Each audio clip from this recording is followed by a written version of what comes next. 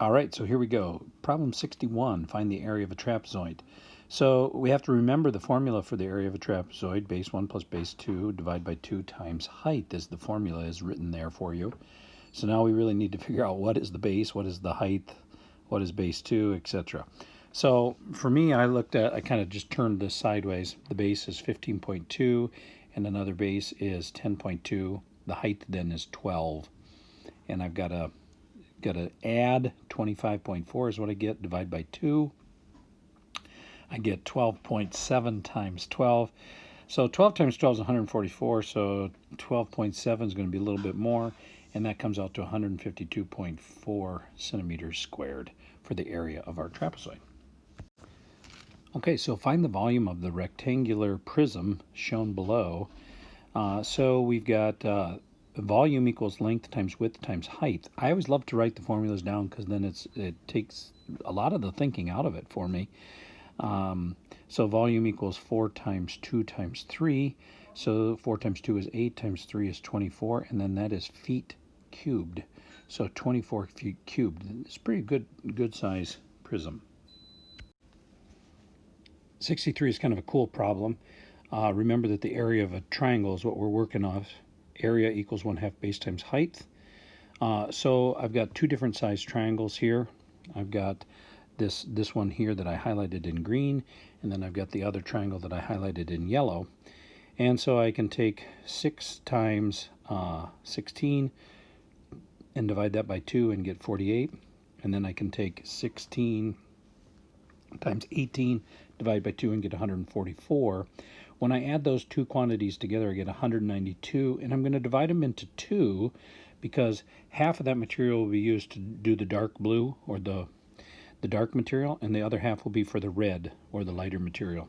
So I'm going to need 96 inches squared for either dark or light. All right, that's that.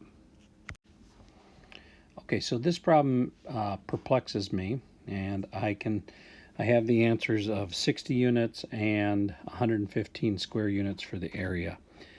I did a lot of work here because you can't just count these things, so I used Pythagorean Theorem. You can see in the red here that I used leg A and leg B is 3, and I found that length at the top of the X is 4.25.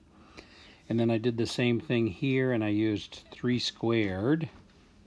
And I also used then 3.5 for the other leg, and that gave me 9 plus 12.25, which gives me 21.25, and I took the square root of those using my calculator. Please do that. And I found that length to be 4.61. Now in doing all that, then I just found the area of each of these squares, or excuse me, rectangles, and I said that there were 5 of them. 1, 2, 3, 4, and 5. And so the first one comes out to 19.59, and when multiplied that times 5, I get really close to 100, so I get about 98. That's a little rounded. Now my book says that the answer is 115 square units.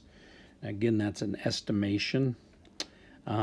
But I would say that it's closer to 90 square units, but you decide on that one. I'll let that one be. A lot of math there. I might just have you guys skip that one altogether or do that as a bonus. Crazy problem. Okay, so with this one, I went ahead and found the area of each section of the net. So this is a triangular prism. Okay, and the net there is obviously the two-dimensional representation of that 3D object. So in finding the area of each of those and adding those up, as you can see I did down here, that gives me 48 centimeters squared. That's the surface area. Now for the volume, it's a triangular prism, so I did base times height divide by 2, and then I have to multiply by the third dimension, the depth. So I did 3 times 4 divided by 2, which gave me 6, and then times the depth of 3, which gives me 18 centimeters cubed. So that is the volume. That one's kind of peculiar. All right. Okay, this one's fun. So really, if we just think about that corner of a rectangle as 90 degrees, and we know that one side of that 90 is 15 degrees, and so the other angle has to be 75, excuse me. So the measurement of angle 4 is 75 degrees. Two quick problems here. What is the supplementary angle to 42? Well, supplementary angles equal 180 degrees. So if I take 180 minus 42, I get 138 degrees. Okay. Then we also have this problem 69, and we want to know the angle measurement of A. So again, this is that straight angle, which measures 180 degrees. So this whole angle measures 180. And in saying that, we can take 180 minus 70, and then the 110 that we get from that minus 64, and we're left with 46 degrees. So A has to be 46 degrees. So let's take a look at these three problems here. So first of all, the measurement for angle 1. So we can look at this right here, and we can say that this line right here is 180 degrees. So if this is 120, this has to be 60.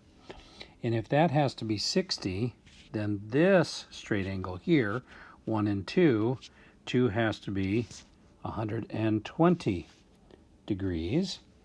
And we can also know that 2 is vertical from the 120, so that that's also 120 degrees. So there's another way to prove this. And then 3 and 1, they're vertical angles, so that 3 has to be 60. Or we can say, and I'll use a different color here, that this here, 120 plus 3 supplementary angle, that also has to be 60.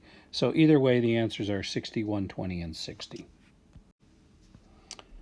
All right, so here, this is a great review. So we have an irregular polygon. It has 5 sides, and we're going to use the formula n minus 2 times 180 to find the interior angle sum. So 5 is the number of sides, minus 2 is 3. And what that really saying, if you remember, is how many triangles are in a shape. So this one happens to have 3 triangles. So 3 times 180, because every triangle has 180 degrees, that is equal to 540. And then if we add up all of the given measurements, we find that equals 400. So the 89, 120, 118, and 73 added together equals 400. That leaves us with 140 degrees measurement, which we can never say it looks like 140, but we can say that this is an obtuse angle, and 140 is obtuse. So we can say that that all seems to make sense. Now the next one just uses the formula again. S is equal to 180 times n minus 2.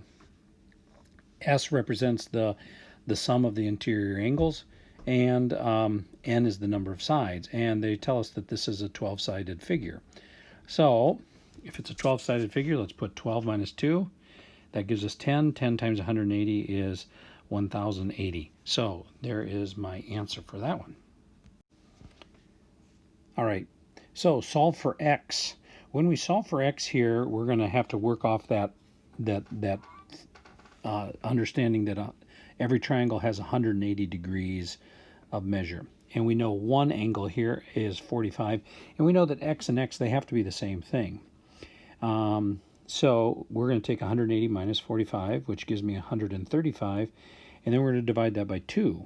And so in doing so, that gives me 67.5 degrees for both of the x's. So each x is 67.5. This is a fun little problem. It's kind of like a little puzzle. If we start by realizing that, again, we have that straight angle there, and we have 138, that exterior angle, so the supplementary angle has to be 42 on the interior side, because that together equals 180. That would be this whole measurement equals 180. Now if I know 80 and I know 42, I can add those two together and get 122, and then subtract that 180 minus 122, and I get 58. 58 degrees is the answer for A, 58 degrees. Okay, so love number 75 made me think a little bit. So we find the interior angle sum by using the formula n minus 2 times 180, that quantity times 180. And 140 divided by or multiplied by the number of sides would give me the interior sum as well. So my formula then that I used was the quantity of n minus 2 times 180 is equal to 140n. When I solve that out, I get n is equal to 9, and that means that there are 9 sides in this figure. Now to check that work, I can go ahead and say 9 minus 2, 7 times 180, that gives me that, and then divide that by 9, and that all checks out. So the answer is 9 sides. All right, number 76 is equally exciting. So the diagram shows a regular octagon. Remember, an octagon has 8 sides. Okay, and then Marit drew diagonals from vertex A to all the other non-adjacent vertices. So there we are dividing it into triangles. And what is the measure of HAF? So HAF is this. So I went ahead and did my formula, and I got a 1080. I divided that by 8 because that's the number of sides there are. And so each angle, and I'm going to show this in a different color, each angle equals 135 degrees. So if I'm looking at that angle right there, that is equal to 135 degrees, that green angle that I drew there. Okay, that is equal to 135. Now it's divided into 6 segments. So I went ahead and divided the 135 divided by 6, and that gave me 22.5. But if I look, HAF is 2 of those segments, so then I took the 22.5 and I multiplied it by 2, and I got 45 degrees. So this is a 45 degree angle there. That's a pretty cool problem, and if you got that one right, pat yourself on the back because you're awesome. Here we go with the last 4 problems for today. So 77, this guy is walking his dog. He's going 2,400 meters every day for 4 days. And so we have to remember that 1,000 meters is equal to 1 kilometer. So if I take 2,400 meters and I divide it by 1,000, I get 2.4 kilometers. So he's walking 2.4 kilometers every day. He does that for 4 days. And so he has walked during the last week 9.6 kilometers. A pilot of a passenger jet says that they're flying at 31,750 feet. We want to know how many miles that is. We're going to divide that by 5,280. And really, we could say it's 6 miles. It's 6.01. So really not significant, that 0.01, but 6 miles is fine. So the truck delivers bags of concrete. We've got 10.8 tons. We want to know how many bags were delivered. So we're going to take 10.8. We're going to multiply that times 2,000. We get 21,600 pounds. We're going to divide that by 60 because each bag is 60 pounds. And that gives us 360 bags of concrete were delivered to the home improvement store. Now this last one, number 80, the perimeter of a rectangle garden is 0.72 kilometers. So again, I'm going to convert that now to meters by multiplying by 1,000. So that gives me 720 meters. And when I divide that by 720 meters, when I take that 720, and I set that equal to 2x plus 320. Now I got that 2x because each side is unknown. Each side length of the perimeter is unknown, 2 of those sides, and 2 sides are known at 320 feet. So I'm going to subtract 320 from each side. 2x is equal to 400, x is equal to 200. So it is 200 meters, or we could say it is 0.2 kilometers. Okay, so this is a good size garden. All right, that is it for today. I hope you did really well. This review has been very good, And I think that if you can do all of these problems, you are really going to rock your math. And the ones that you can't do, that's your homework for the summer.